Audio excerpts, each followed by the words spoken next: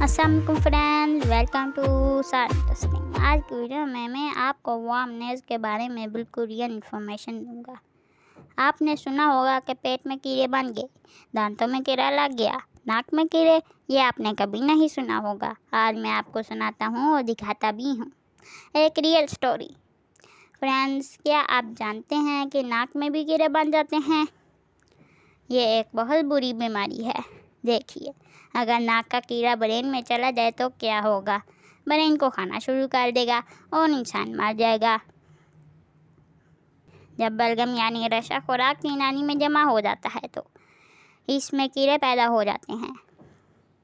जब आप खाना खाते हैं तो खुराक के साथ ही ये पेट में चले जाते हैं, और अगर कोई कीड़ा खुराक की नाली में चिपका रह जाए तो बड़ा होता जाता है। इस कीड़े को इंग्लिश में वार्मनेस कहते हैं।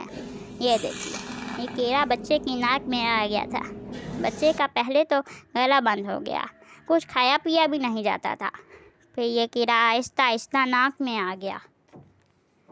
तब उसके पेरेंट्स बच्चे को डॉक्टर के पास लेकर आए तो पता चला कि नाक में एक काफ़ी लंबा कीड़ा है। ये सुनकर पेरेंट्स को शॉक लगा। ये देखिए, कितनी मुश्किल से डॉक्टर इस कीड़े को बाहर निकाल रहे हैं। मुझसे तो देखा भी नहीं जा रहा।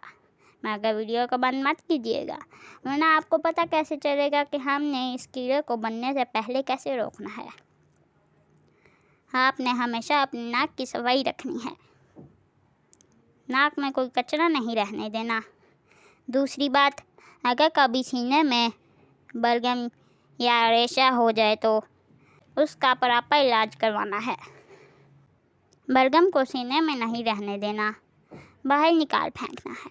बस इतनी सी एहतियात अगर आप कर लेंगे तो इंशाल्लाह ये कीड़ा आपके पास भी नहीं फटकेगा। हमारे दीन इस्लाम में भी नाक की प्रॉपर सफाई का हुक्म दिया है।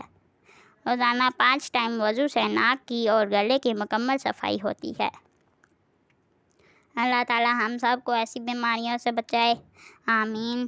फ्रेंड्स, अगर आपके साथ या आपके किसी दोस्त के साथ ऐसा मामला पेश आया है तो कमेंट बॉक्स में ज़रूर बताइएगा।